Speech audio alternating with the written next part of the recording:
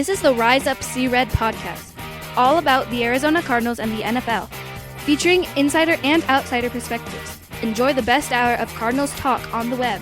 Now here are your hosts, Jess Root and Seth Cox.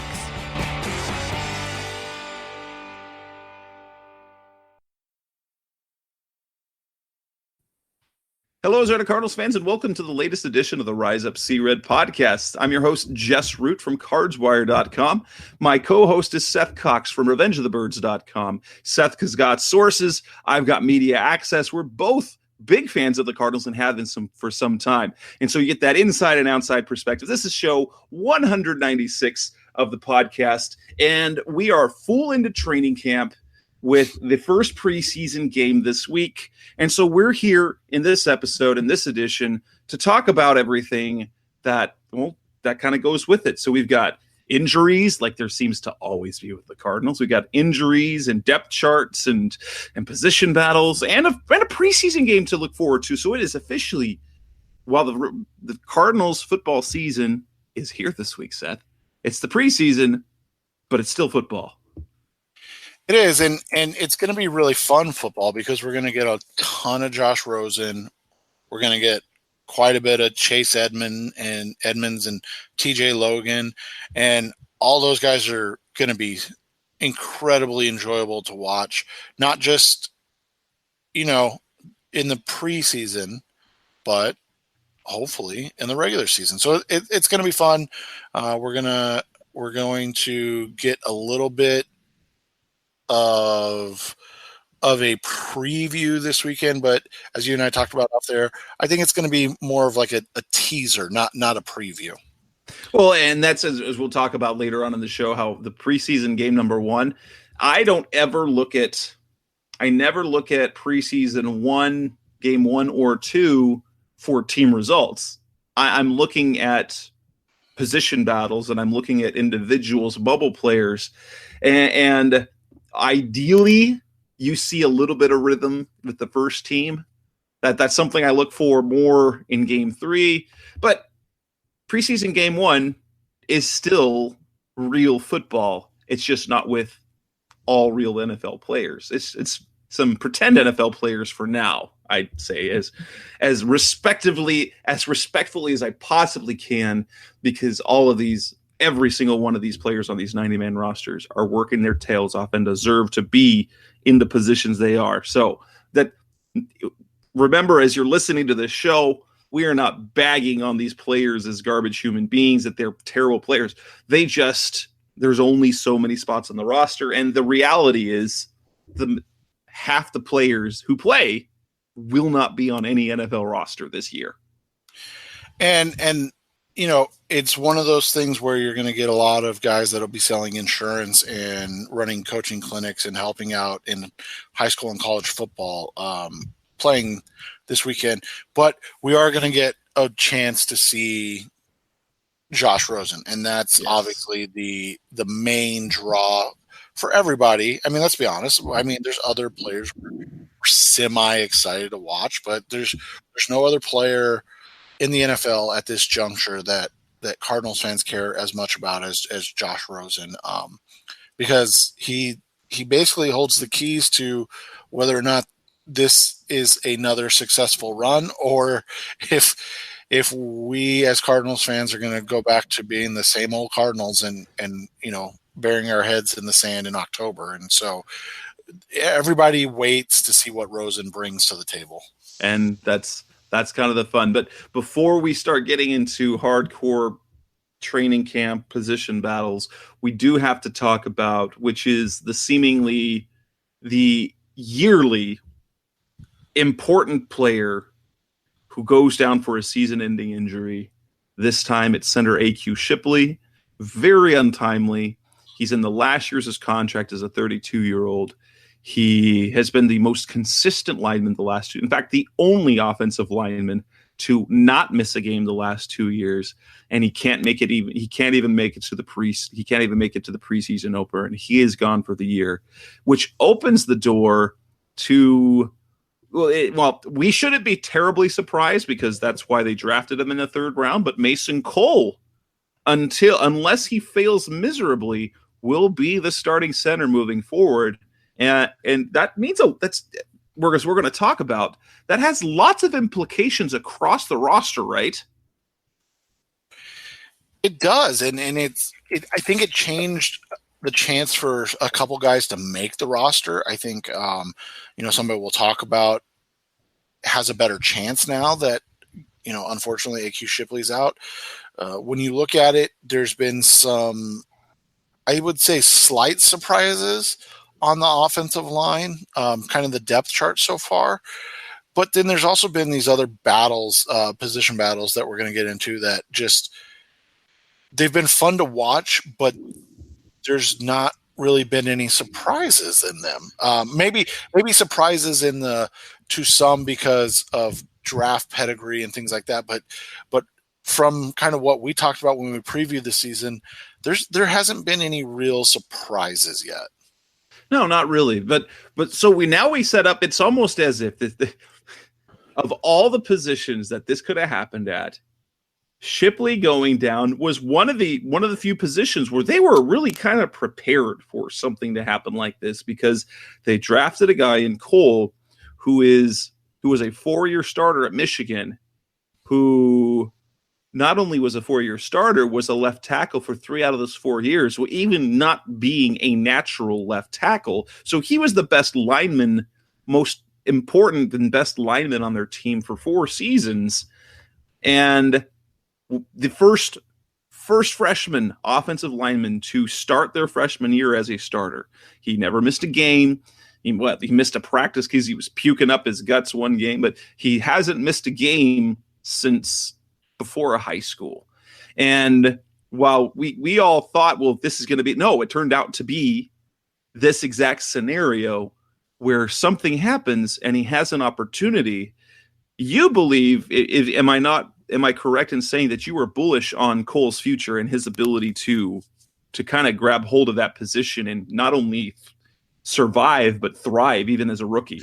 Right, and we talked about this 2 weeks ago on the last show, and I said, don't, one of the guys that I saw really kind of being a under the radar guy was Cole, and like I said, I know he was a 3rd-round pick, but he's just very, very talented, and people I talked to that have been out to camp, he's the first offensive lineman that gets talked about. Every person that goes out to camp, whether it's a guy like Kyle Posey, who is a Chargers fan that lives in Arizona now, that ventured his way out there. Who happens to be, by the way, he's on my network now. Yeah, he is. Yes, and he's and he mentioned Cole to me. Blake Murphy with Revenge of the Birds loves what he's seen with Cole, and the people that I've talked to within the organization, Cole is the offensive lineman that everybody's gushing about. I think you and I, and hopefully this is not a horrible miss on my part, but I think we all wanted it to be Justin Pugh. But so far it's been Mason Cole, but you know what? In the end, that might be all right, because unfortunately, like you said, AQ Shipley got hurt. He's lost for the season, torn ACL. And it was one of those situations where Saturday at the red and white practice, literally everybody knew it was bad. He limped off, I guess we should say, on his own power. But then he went into the medical tent, and when 5 men in the medical tent weighing over, 1,500 pounds are in that medical tent at the same time, and then a little Larry Fitzgerald meanders in there too, it's not good news. Well, right, and Fitz is kind of the thing is NFL players know when something's serious, and I remember back in 2012. And they're in the preseason when Levi Brown went down. And there is this one quote from Larry that revealed that he knew that it was serious. That quote didn't end up getting transcribed in some of the stuff that the team put out, but players know. And Fitz in particular seems to real honed in on those type of things. It took till Monday. It very, very bad timing in the fact that it was the last practice for an off day. And so unless someone nationally was going to break it, because as we know here locally, our local reporters wait. They wait. And apparently AQ Shipley's isn't a big enough name for the national guys to kind of scoop it. But nonetheless, torn ACL, he's not. Yeah. And, the downside to this, he's exactly the type of offensive lineman in terms of mentality and toughness and grittiness. Some things that Steve Wilkes has talked. He was the leader on the offensive line. Let's not make any mistake about that. When Jared Valdir was here, he was the leader on the offensive line without question, even from the time he joined the team. This offseason, when it looked like it would be easy for the Cardinals to move on from AQ Shipley because, he's traditionally been a player that teams are always trying to replace because physically he just doesn't quite match what they want. But he was, ever since the offseason, the unquestioned leader on that line. And that's the side that is the hard part, because now you have to – DJ Humphries needs to step up, but he hasn't become that yet. Mike Upati isn't vocal enough to be the leader. He's a quiet, goofy player. Now you've got the rookie in Cole, Justin Pugh, and Andre Smith. They're newcomers, but they did not come into the sin out. Andre Smith can probably be that guy, but as Steve Wilkes alluded to, he even came to the offseason out of shape. So it's not as that. So they need someone to step up and kind of become the leader of that line. And so that's what they're going to lose in Shipley. In terms of physical ability, Cole's more talented. It's just a matter of will he be able to overcome rookie, inexperience at the position. And the thing is with Shipley, the thing you and I have talked about ad nauseum about Shipley is physical limitations. It's always physical with Shipley. It's never mental. And that's why a guy like Shipley or a guy like Lyle Sindeline can be in the NFL with all of their so-called physical limitations. Again, Jess and I aren't saying this because Jess and I could go out and do this. No. Nope. When you look at those players against the average player, Mason Cole is the average size center, 6'4", 310 pounds. AQ Shipley, they list him at 6'2".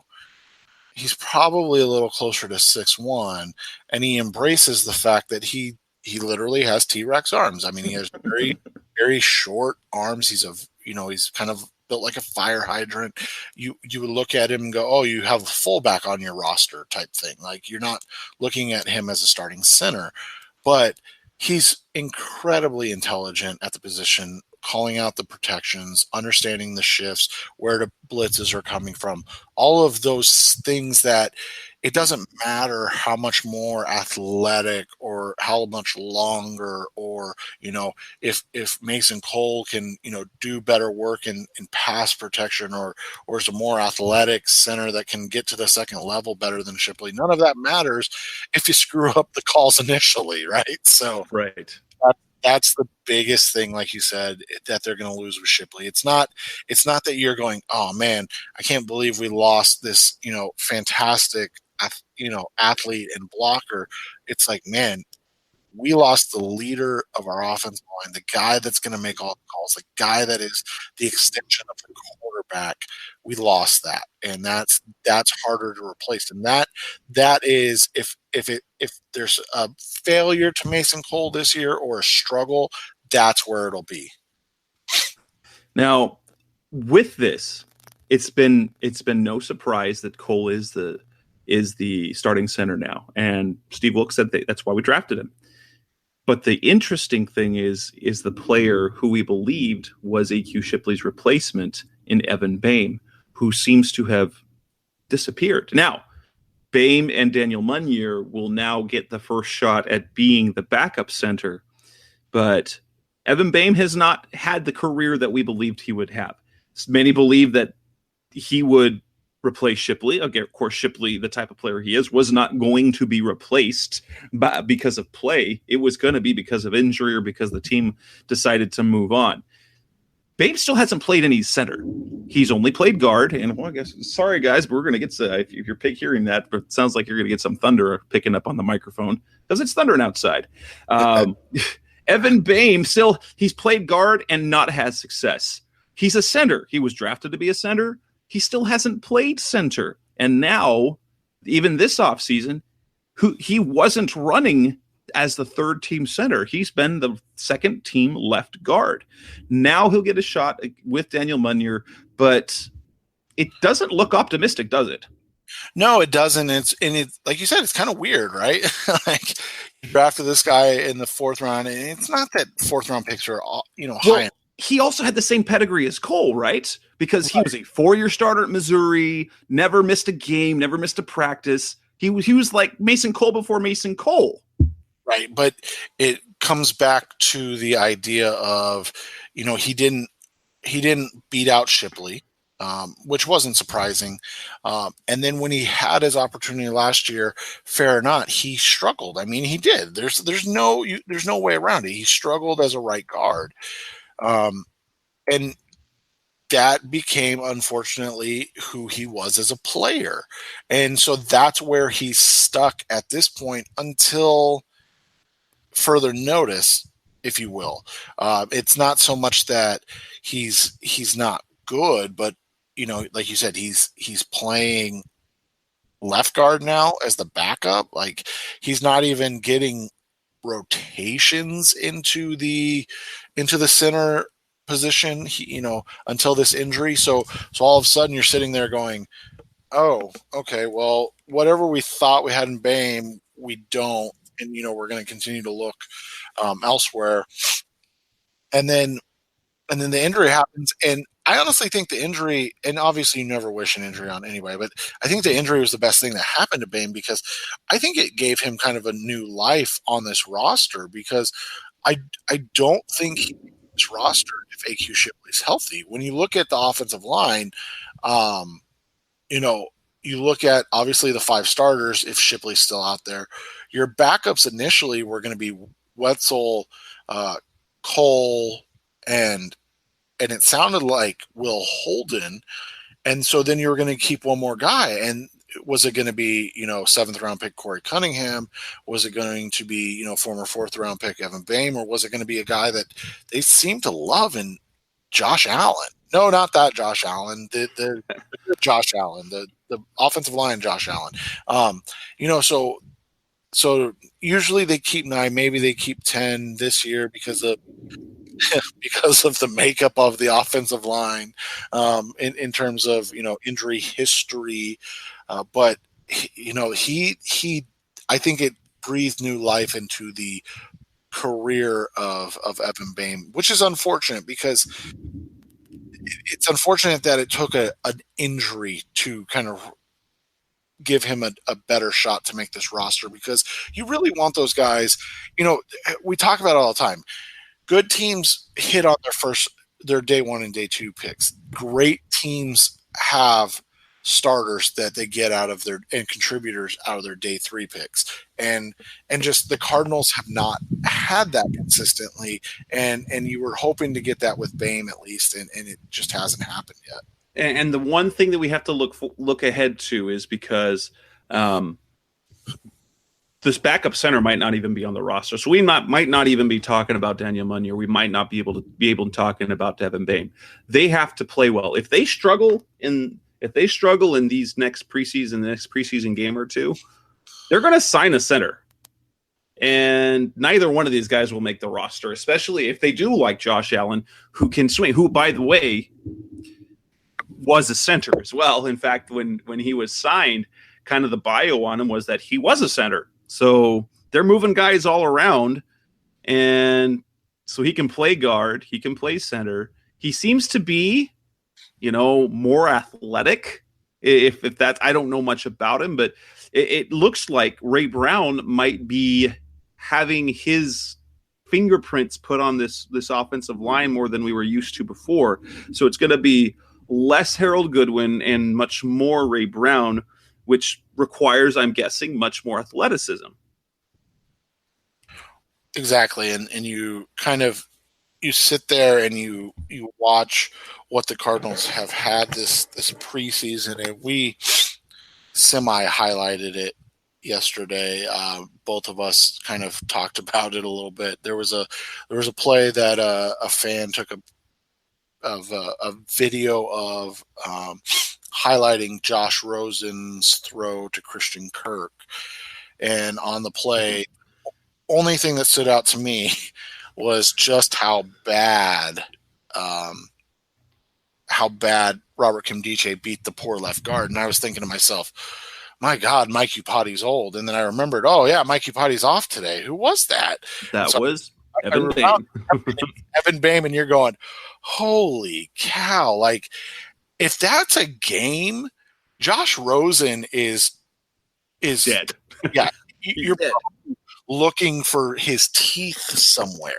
Like, that's how bad he got whooped on the play. And it's just, the athleticism is clearly lacking to play guard. I mean, we saw it under the previous regime. And so now it, continues to be evident and unfortunate for Boehm. But, maybe he grabs a hold of that backup center position now and wins the job. Maybe. And with that, we'll move on to our next segment of the Rise Up See Red podcast. So coming up next, we will talk about the depth chart and the position battles that go along with that were revealed. So that's coming up next at Rise Up See Red. I'd like to remind you guys, the listeners, as always, of our friends over at harrys.com, but I've been talking about for months. And it's coming up on almost on a year, I think, where I made the switch from my electric razor to the Harry's blade. And I told you a little while ago, when I went traveling, I didn't want to take the blade with me. So I went back to electric razor because I can put that in my carry-on. And I don't know why I ever used that. It was so much better shave with the Harry's blade. And I was reminded why I loved it. It's an incredibly close shave, and it's a great price as well. So you get a high quality blade at a fraction of the cost of what you're going to get from the more expensive guys. And the quality is so much better than those disposable blades. And the offer remains for the Rise Up See Red listeners. They stand behind the quality of the blades. And so there's a trial offer that you can get for free. Go to harrys.com/cred. It's a $13 value set that comes with everything that you need. It comes with the weighted ergonomic handle. You get a 5-blade razor. It comes with the lubricating strip, the trimmer blade. You get some wonderful shave gel to go with it, and the travel blade cover. And you can try it out. I promise you, if you will enjoy these blades, and the fact that they sell them for about half of what the leading brand does, just $2 a blade compared to $4 or more. If you don't love their shave, let Harry's know within 30 days. You can get a full refund, but you don't even have to pay anything to start up. Get the trial set. It's at harrys.com/cred. Redeem the offer and let them know that we sent you to help support the show. Again, that's harrys.com/cred. We're back at the Rise Up See Red podcast for this section of the show, and it's time to talk about, the position battles and the depth chart. The Cardinals just released their first unofficial depth chart for the preseason game, and there's a few things that stood out in particular. And some position battles we've been watching in particular are at receiver, at cornerback, and with the sort of revelation that it looks like Marcus Golden isn't really near coming back, defensive end becomes an important position to watch. And here's how things sit right now at receivers. We'll talk receiver first. On Larry Fitzgerald's side, so they don't just list like 1 through 20 on their wide receivers. They list them by side. On one side is Larry Fitzgerald, and on the other side is Bryce Butler, the veteran. And behind Fitzgerald, it's Chad Williams, Christian Kirk, Trent Sherfield, the undrafted rookie who's got all the attention, C.J. Duncan, and Rashad Ross. While behind Butler goes J.J. Nelson, Greg Little, who is also making a lot of noise in camp, Carlton Agudosi, Jalen Tolliver, and Corey Willis. So, first of all, we know that as of right now, Bryce Butler is the number 2 receiver. What else do you take away from this list? I think, as you said, the wide receiver depth chart is really intriguing and slightly unsurprising. I think looking at it, you knew that they wanted Bryce Butler to win that job. Thus far, he's doing that. I think the biggest takeaway for me is this. Is J.J. Nelson on this football team come September 9th or whenever the first game is? I don't see him on this team.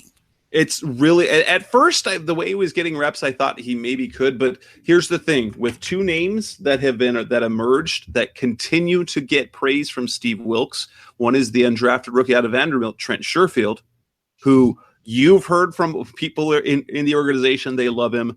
I've heard from people who have heard from within the organization. And plus what Wilks has said himself, Sherfield, if he stays healthy, is probably a lock for this roster.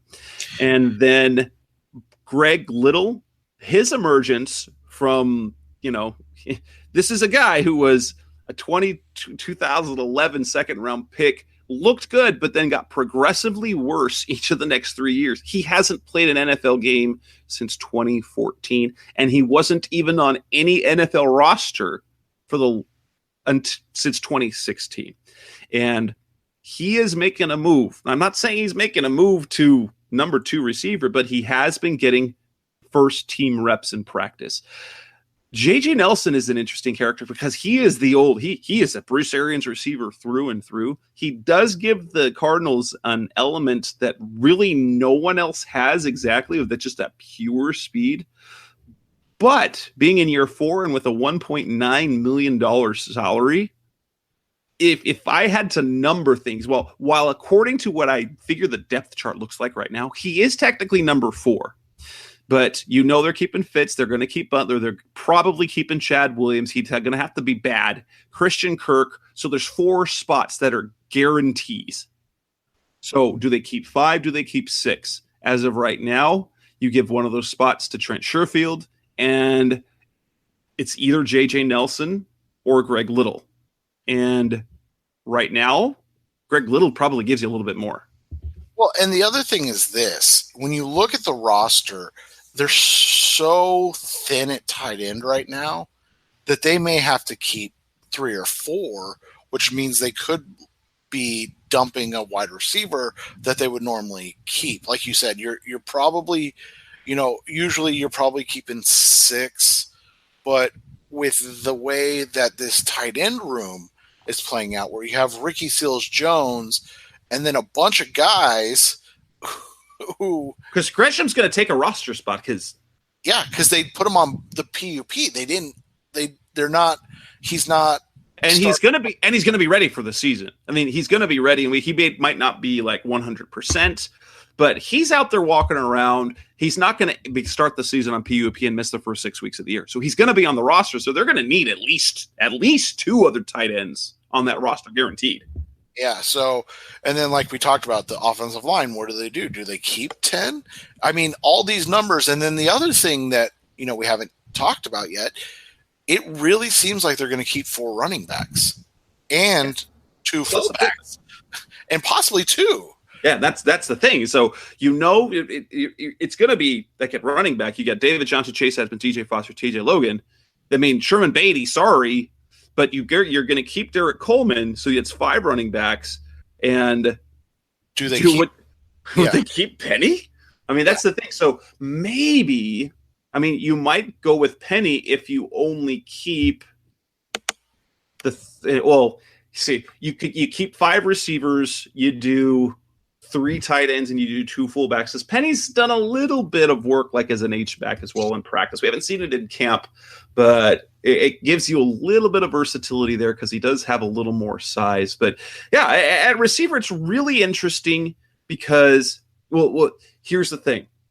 Here's the thing that probably people are a little bit surprised at. Christian Kirk, as of right now, would be receiver number 5. And that's not a knock on Kirk, but pay attention. Pay attention to what Steve Wilks says. Pay attention to what guys like Mike Jurecki who do have connections with the organization. Pay attention to what they're saying. Christian Kirk is going to make an impact on special teams. this year. He's going to be the punt returner more than likely. Steve Wilkes just talked about how much they love him on special teams. And I was just thinking the other day as I was listening to those comments from Wilkes, and it's like, he's Buda Baker. There's lots of high hopes for him because they loved Buda Baker coming out of college. There just wasn't a spot for him in the defense. There's no spot for Kirk on the offense right now. He's going to be a special team stud. And then in year 2, he's going to have the opportunity. And then the other really interesting thing on the offensive side was DJ Foster as your third running back. I wondered if he was going to make the team. And now it seems like it's more of a question, will TJ Logan make the team? But they love Logan as a kick returner right now. Oh, yeah. And the thing is this, Logan and Foster are pretty similar size profile type players. So I don't think either, I could see them cutting one, but I think they're going to keep both because they like both. And they use them in different ways, despite the fact that they do similar type things. So when you look at it overall, it's going to be, the offense is going to be really hard to figure out. Like when we do our show for the final 53, I'm going to probably throw some darts at names. Well, there's always just a guess anyway, so that's fine. It is. So at cornerback, let's look at the cornerback position. For me, there were some clear surprises on there. And it's not the top. Patrick Peterson's the start on one side. Jamar Taylor is on the other side. But let's look at how the depth chart is built. On the Patrick Peterson side, his backup on his side of the field is Chris Campbell, the rookie 6th-round pick, followed by Lou Young, Tavir Thomas, and Jonathan Moxey. On the other side, it goes Taylor, Bené Benwickery, Brandon Williams, and Dietrich and Nichols, and another undrafted rookie. Now, here's how I've seen playing time doled out in practice. It seemed to me that Jamar Taylor and Brandon Williams were sort of neck and neck, because I'd see Taylor out there and I'd see Williams out there with first team. And even on some just positional drills of the defense, when they're up against, basically air, they'd have Jamar Taylor up front and Williams would be shadowing him. But Bené Benwickery, the guy that played for Wilkes, and I've really only seen playing in where I've seen him is playing in the second team slot, he's ahead of Brandon Williams. And then Chris Campbell, who apparently has moved up ahead of Jonathan Moxey and Lou Young, who were both getting second team snaps for the first few days of camp. That Chris Campbell's moved his way up. And you and I talked about Campbell right after the draft and how he really seemed like the one guy that they drafted that fit the Wilkes mold, the big, kind of slightly oversized cornerback that can move, that's physical, likes to tackle. Those are Wilkes guys. And when you look at Young and those guys that you mentioned, Tavir Thomas, Dietrich Nixel, Jonathan Moxey, none of them are like Campbell in that way. The one guy that is like you said, is Brandon Williams. But at the same time, sometimes you got to call it like you see it. And I think you and I have done a nice job with that. I think we've been very, kind of honest with everything. And we've seen that maybe Brandon Williams a good pick overall. And we're to the point now where, he's coming in on the third team. Obviously, this is depth chart one of what will we get 6 before the season starts. And, there's going to be some changes, and God forbid there's going to be injuries. So maybe there's some changes, but when you look at that is, I think, probably the worst thing that you could have seen on all of the roster thus far was, a 3rd-round pick from 2 years ago behind a 6th-round pick from this year. That's not where you want it to be. No, and really kind of emphasizes some of the issues that we've had in the draft the past couple of years. Because if you look at, Brandon Williams and Evan Boehm were both players who were expected, who were believed to develop into starters. And neither one is anywhere close right now. With Brandon Williams, I thought was close. I thought Jamar Taylor definitely was going to be the guy, but that Brandon Williams would be right behind him. And I'm surprised by the depth chart to see that that's apparently not the case.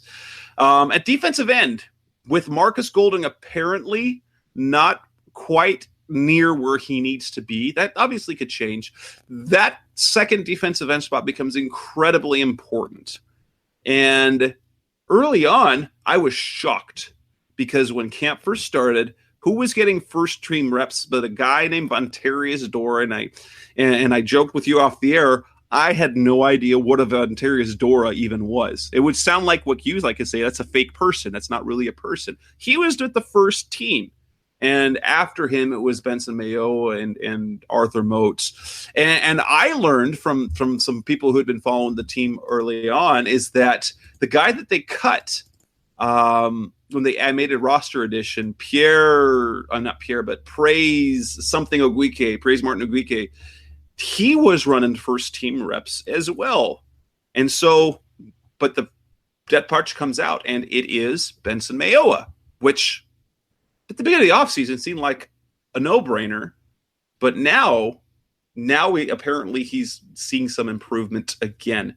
And so it's Benson Mayowa, Vontarius Dora, and Arthur Moats as the third stringer guy that they just signed. Now, he hasn't really played defensive end. He's played the same type of thing as an edge player.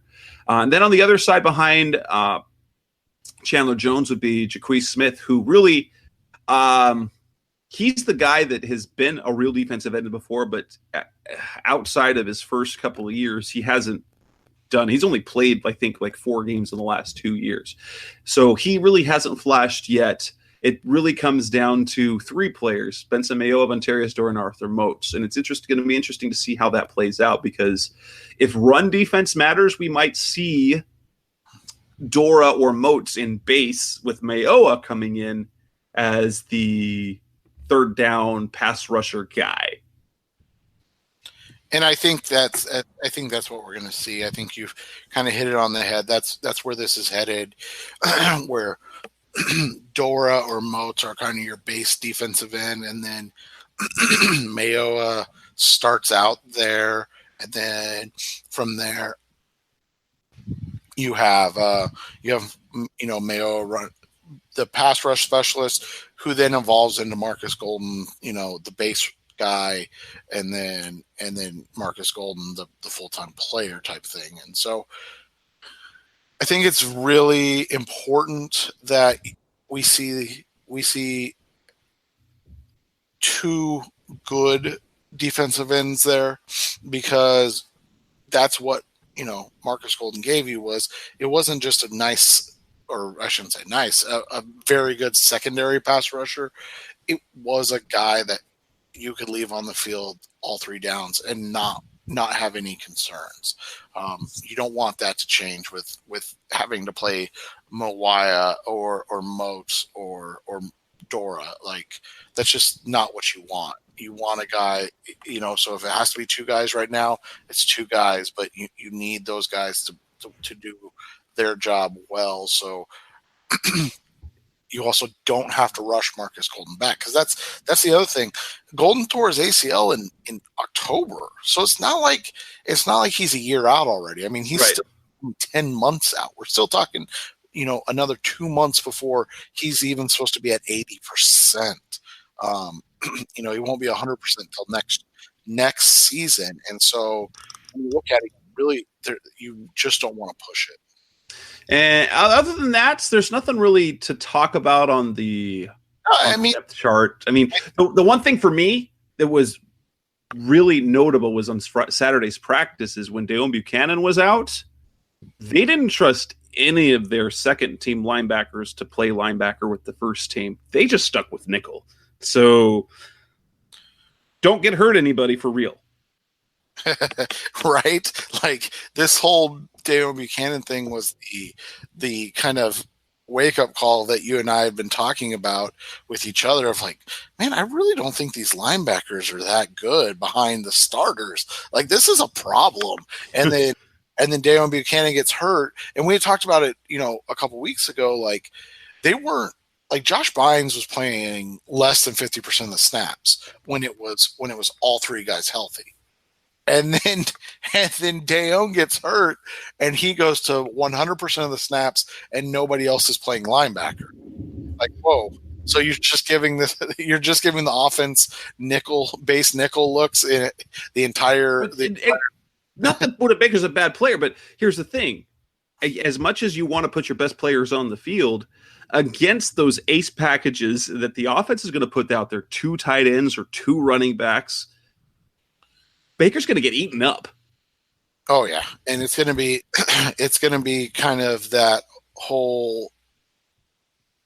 It'll start to be a concern where he's being overworked because you don't have enough talent on the field or on the roster, period, and because you don't have anybody that can play for Reddick or Dayon if they get hurt. So, it's a problem, but let's be honest too. There's not really an answer. It's August. If there was an answer, they'd be in here already. That's very true. It's one of those situations. They didn't address it this year. They felt comfortable moving forward with Buchanan, Reddick, and Bynes, and they're going to have to sit with that. God forbid, unless there's a serious injury, like you said. Now, the one thing that was also it's not a surprise, but we finally got to see what it looks like. TJ Logan does not look like he's going to be doing any punts this year. It'll be TJ Logan on kick returns with JJ Nelson backing it up right now. Christian Kirk will be the punt returner with Rashad Ross behind him. We'll probably see a couple other guys take those during the game, but at least you see, TJ Logan in his, partial game looked good as a punt returner. He never did it in college. He practiced it, but he never returned punts in college. He was dynamic as a kick returner. Christian Kirk, on the other hand, was a dynamic punt returner in college. So the return game should be in good shape, and they've got guys and depth on the roster. Because Rashad Ross, he's not going to make the roster. JJ Nelson might not make the roster, but they've got other guys on the team. TJ can do punts. DJ Foster can return as well. You can look at the back of the end receivers. Patrick, of course, can also do that. I believe Chris Campbell did a little bit of punt return, did he? Am I correct? I believe he did, yes.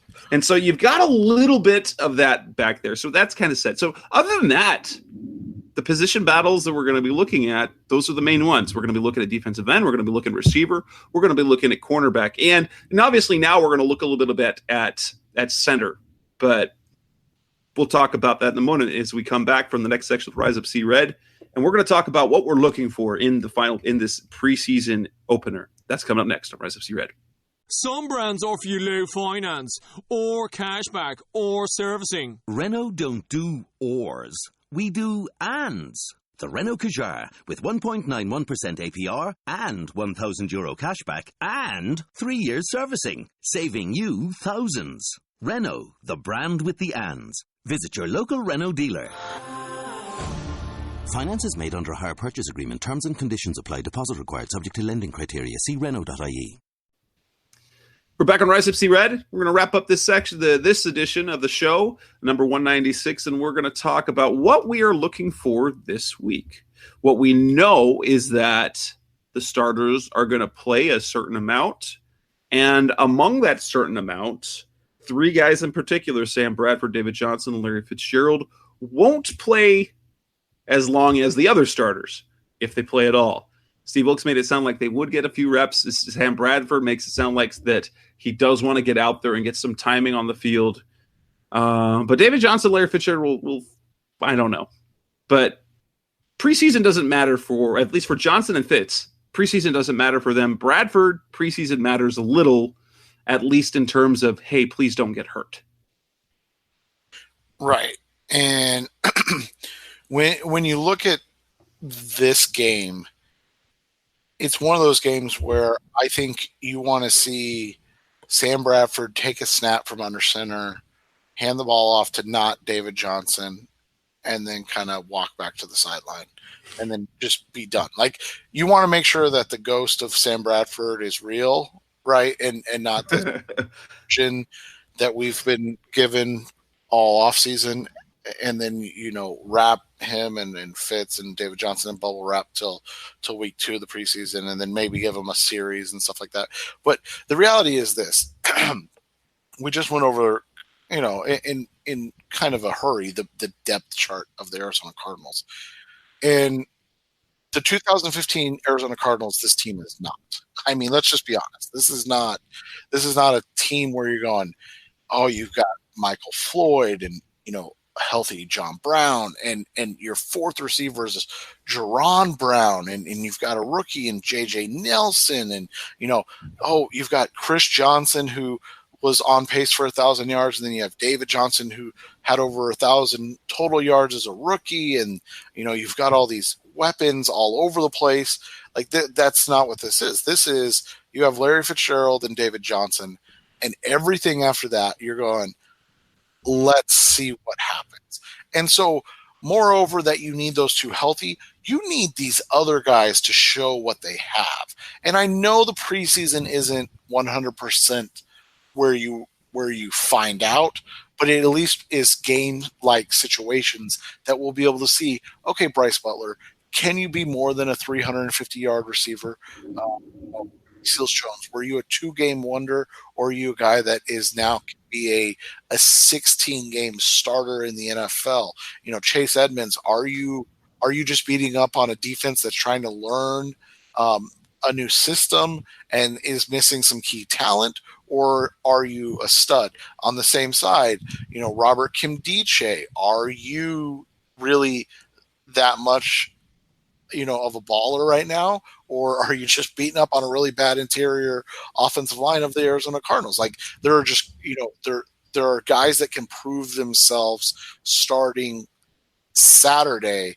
And for me, those guys are not named Sam Bradford, David Johnson, or Larry Fitzgerald. Right. For me, the kind of players I want to see, well, I think we said it, you talked about it at the beginning of the show. Really, this is all about Josh Rosen, right? You want to see Josh Rosen come out because they're going to give him first team snaps. They're going to give him snaps behind the first team offensive line, throwing to receivers not named Larry Fitzgerald, which means we want to see what he actually looks like against another team. We've heard how bright he is, how aware he is, how talented he is, how, basically, if he has time, that he's going to pick you apart. Can he do it? And what happens if he gets, popped in the mouth once or twice? Will he start to look like a skittish rookie, or does he show promise? Does he show the promise of an Andrew Luck or a few years ago, or even a Russell Wilson, or does he turn into Blaine Gabbert? I mean, let's not forget that sort of happened already to someone. But players that I want to stand out, Robert Kimdiche is one. I want to see him dominate in the short time that he's out there. I want to see Hassan Reddick all over. I want to see him in or around every play. And then I want Benson Mayowa or someone to look good on the edge, either holding up against the run or making some moves against the passes. Because right now, this is different like last year. Remember, we were all excited about watching Blaine Gabbert, and we were just like, okay, we want to see him be the best player on the field, and pretty much he was. We want to see some of that from these players. I want to see if Bryce Butler is getting some reps on the second team just out of necessity or whatever, how they do that. I want to see him make plays. When you've got Josh Rosen throwing to Chad Williams and JJ Nelson, how do they look against the second teamers? How does Evan Boehm hold up if he's playing center? It's these guys at the back of the roster. Are they going to flash? Who's going to be the player? Because we've already heard there's a couple of players that have been.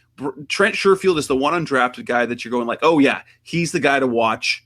Other names that have been kind of thrown out there by some of those following the team, around the team, a guard left Will House out of the Southern Nazarene. Some talk Dennis Gardeck, the linebacker.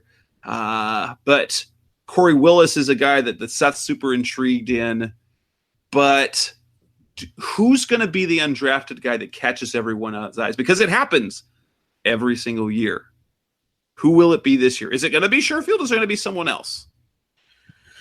And for me, I think you want to see, all those guys that you mentioned. I'm really interested in Edmonds. I really want to see what Chase Edmonds has. I don't even know how much he's going to play.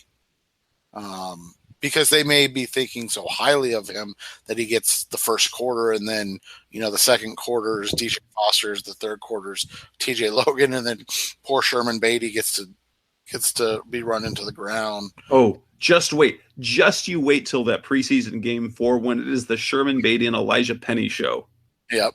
And then, I am interested in the second team offensive line because I think there are a ton of question marks out there. I think there's a ton of question marks on the starters, but I'm pretty sure the 5 guys up front are entrenched in their positions. Even Mason Cole at this point. But like I said, is Will Holden the lock for the roster? He's not a Brown and Wilkes guy. What about Evan Bain? What about this Josh Allen kid? Does John Wetzel continue to be your Swiss Army knife offensive lineman? There are a lot of questions right there along the offensive line. And then I really am interested to see what these other corners have. So what does Chris Campbell have? Is he a guy that's going to flourish in this Steve Wilkes, Al Holcomb scheme? I think we're going to see, get a small sliver of that on Saturday. It's not going to be much, but we'll get a little bit, and it'll give us, an idea of what to look forward to for week 2 and especially week 3 of the preseason. And with that, I mean, another thing I want to see, I want to make sure that TJ Logan doesn't get hurt returning kicks in his first game because he looks so good. Oh, Brandon Williams. Can he? Where is he? Yeah, exactly. Right. Where is he? Because at the end of the preseason last year, he started to look like a cornerback. It was first the rookie year. He was like, "Oh, okay, he's battling out there," but he clearly looked out of position. The first half of the preseason was more of the same, but the last couple of games of the preseason, he actually looked like a cornerback. I want to see, what does he look like? Does he look like a cornerback? And what has, obviously Steve Wilkes is a DB guy. Has he been able to change anything? Exactly. And that's what I think, not to circle back too much, but that's why I was so disappointed when that depth chart came out, right? Like you and I were we weren't getting hopes up, but we were definitely going, all right, let's see Brandon Williams, just behind Jamar Taylor as the second guy and maybe the guy that comes on in dime packages. And now you're going, is Brandon Williams even going to be on this roster in 4 weeks? Like, is he going to make this team? And so it's super frustrating that's where it happened. And maybe, like you said, maybe he begins to make that up starting Saturday, and hopefully he does. And with that, we'll come to the close of this edition of the Rise Up Sea Red podcast. We will be back next week. So we're now officially on, unless stuff happens, a weekly show. So we've got some stuff to talk about. We'll react to the first preseason game. We will be, the Cardinals will actually wrap up training camp next week and go into regular practice mode.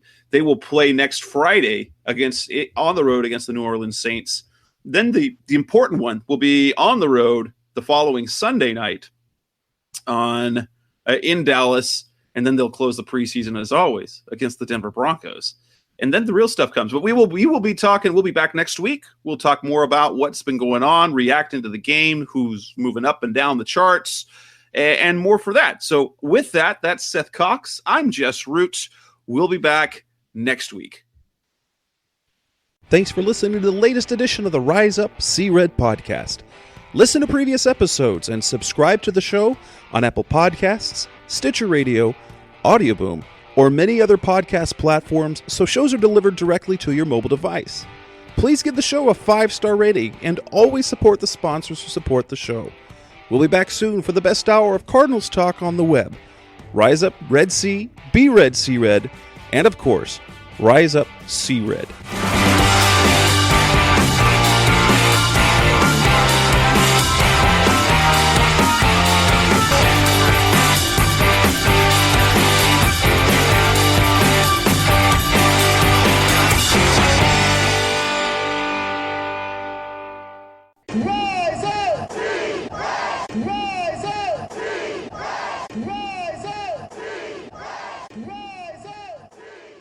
Some brands offer you low finance, or cashback, or servicing. Renault don't do ors.